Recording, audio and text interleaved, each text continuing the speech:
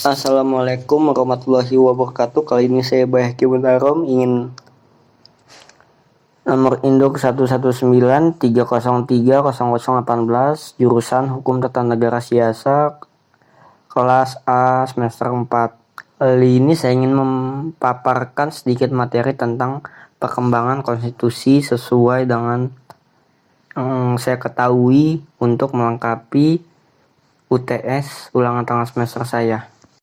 Konstitusi berasal dari bahasa Perancis yaitu constitutionnaire, berarti membentuk. Yang dimaksud ialah membentuk suatu negara. Dalam bahasa Inggris dipakai istilah constitution yang dalam bahasa Indonesia disebut konstitusi. Dalam praktek dapat berarti luas, lebih dari pengertian undang-undang dasar, tetapi ada juga yang menyamakan dengan undang-undang dasar. Secara pengertian, konstitusi menurut bahasa Perancis, bahasa Inggris, dan bahasa Latin pada intinya adalah suatu ungkapan bentuk dan mendirikan, menetapkan, lebih lanjut dikenal dengan maksud pembentukan, penyusunan, dan menyatakan suatu negara. Maka dengan kata lain, secara sederhana, konstitusi dapat diartikan sebagai suatu pernyataan tentang bentuk dan susunan suatu negara yang dipersiapkan sebelum maupun sesudah berdirinya negara yang bersangkutan. Secara terminologi, pengertian konstitusi tidak hanya dipahami sesederhana itu, tetapi dapat dipahami secara lebih luas lagi, lebih jauh ditinjau. Hal itu disebabkan karena semakin kompleksnya adalah suatu permasalahan negara. Maka pendekatannya dalam memahami konstitusi bukan saja dilihat dari sudut pandang hukum, khususnya hukum tata negara saja, tetapi harus pula dipahami dari sudut pandang ilmu politik, karena tidak mengherankan jika sebagian konstitusi akan lebih bermuatan politis ketimbang bermuatan yuridis. Karena adanya pendapatan dua hal. Yang pertama dari sarjana, yang kedua dari para ilmuwan yang berpendapat bahwa konstitusi sama dengan undang-undang dasar, bahwa semua peraturan hukum itu harus ditulis dan konstitusi yang tertulis itu adalah undang-undang dasar. Ada pula yang berpendapat bahwa konstitusi tidak sama dengan undang-undang dasar, dengan dasar bahwa tidak semua hal penting harus dimuat dalam konstitusi, melainkan hal-hal yang bersifat pokok saja. Pendapat kedua tentang kelompok tersebut tidak terdapat perbedaan yang prinsipil, karena kelompok pertama mempersamakan istilah konstitusi dan undang-undang dasar, sedangkan kelompok kedua meninjau dari segi materi aspek yang ada dalam konstitusi atau undang-undang dasar itu, sehingga perbedaan itu hanyalah persoalan penting atau tidak penting saja yang harus dimuat dalam konstitusi atau undang-undang dasar. Oleh karenanya, perbedaan itu bukanlah suatu yang prinsip dalam memahami konstitusi. Berdasarkan definisi konstitusi menurut ahli bernama C.V. Song yang tertulis oleh Jazim Hamidi, terdapat 3 unsur yang termuat dalam konstitusi, yaitu prinsip mengenai kekuasaan pemerintah, prinsip mengenai hak-hak mengenai warga, dan prinsip-prinsip mengenai hubungan antara warga negara dengan pemerintah. Sifat konstitusi tertulis dituangkan dalam bentuk undang-undang dasar suatu negara, sedangkan konstitusi di samping memuat aspek hukum yang memuat aspek politik yang lebih banyak lagi, yaitu politik pada masa tertentu suatu negara. Pada suatu negara selalu memahami perkembangan politik, dengan demikian konstitusi pun juga selalu memahami perkembangan sesuai dengan perkembangan politik suatu bangsa. Perubahan konstitusi Indonesia seperti diuraikan.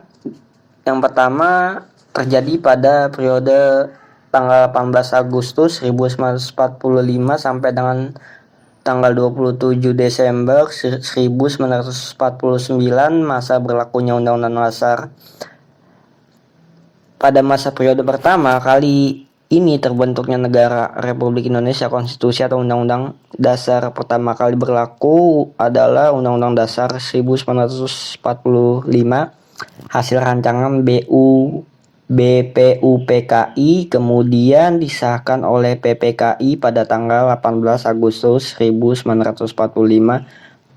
Kedaulatan berada di tangan rakyat dan dilaksanakan oleh MPR yang merupakan lembaga tertinggi negara.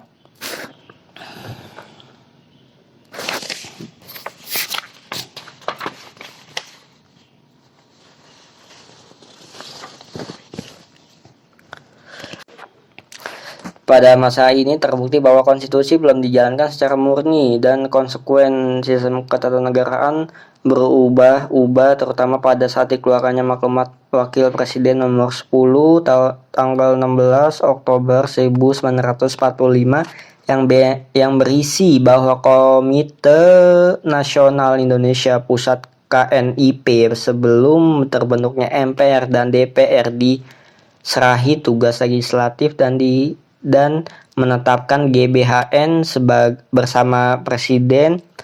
KNIP bersama Presiden menetapkan undang-undang dan dalam menjalankan tugas sehari-hari dibentuklah badan pekerja yang bertanggung jawab kepada Komite Nasional Pusat. Yang kedua, periode tanggal 27 Desember 1949 sampai dengan 17 Agustus 1950 masa berlakunya Undang-Undang Dasar. Sebagai rasa ungkapan tindakan ketidakpuasan bangsa Belanda atas kemerdekaan Republik Indonesia, terjadilah kontak senjata agresi yang membuat konstitusi itu berubah pada tahun 1947 dan 1948 dengan keinginan Belanda untuk memecahkan belah NKRI menjadi negara federal agar dengan secara mudah dikuasai kembali oleh Belanda. Akhirnya disepakati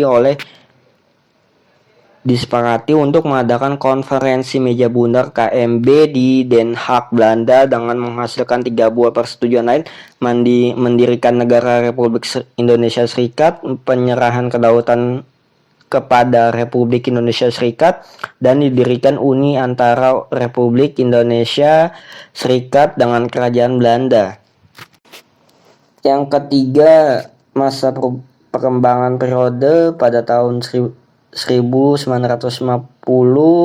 tanggal 17 Agustus sampai dengan 5 Juli tahun 1959, masa berlaku Undang-Undang Dasar sementara tahun 1950. Ternyata konstitusi RIS tidak berumur panjang. Hal itu disebabkan oleh kehendak rakyat. Karena isi konstitusi tidak berakar dari kehendak rakyat, juga bukan merupakan kehendak politik rakyat Indonesia, melainkan hanya rekayasa dari pihak-pihak Belanda maupun PBB, sehingga menimbulkan tuntutan untuk kembali ke NKRI.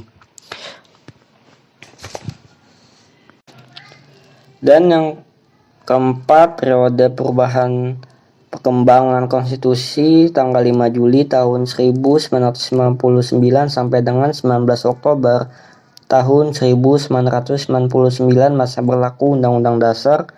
Pada periode ini Undang-Undang 1945 diberlakukan kembali dengan dasar Dekret Presiden dengan tanggal 5 Juli tahun 1959 berdasarkan ketentuan ketatanegaraan. Dekret Presiden diperbolehkan karena negara dalam keadaan bahaya. Oleh karena itu, Presiden dan Panglima tertinggi Angkatan Perang perlu mengambil tindakan untuk menyelamatkan bangsa dan negara yang diproklamasikan 17 Agustus 1945. Yang periode 19 Oktober 1999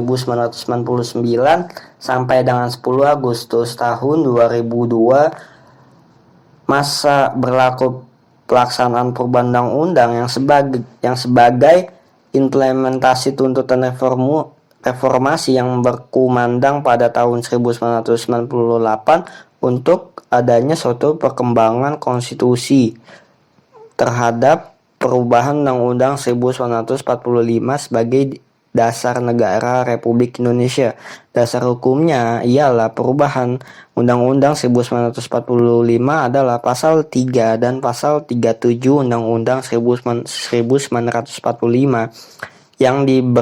yang dilakukan oleh MPR sesuai dengan kewenangannya, sehingga nilai dan prinsip-prinsip demokrasi di Negara Kesatuan Republik Indonesia nampak ditetapkan dengan baik dan berjalan dengan lancar. Dalam melakukan perubahan Undang-Undang 1945, MPR menetapkan 5 kesepakatan, yaitu tidak mengubah pembukaan Undang-Undang Negara Republik Indonesia 1945, tetap mempertahankan Negara Kesatuan Republik Indonesia.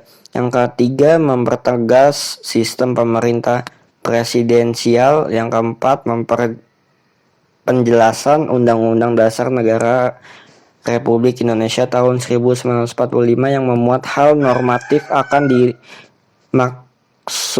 dimaksudkan dalam pasal batang tubuh. Dan yang kelima, melakukan perubahan dengan cara adendum. Sekian yang saya pahami dari materi tentang perkembangan konstitusi yang ada di Indonesia. Kalau misalnya ada perkataan yang mengenai tidak sesuai atau tidak menyenangkan di dalam hati, mohon dimaafkan karena saya juga masih belajar banyak hal. Sekian dari saya. Wassalamualaikum warahmatullahi wabarakatuh.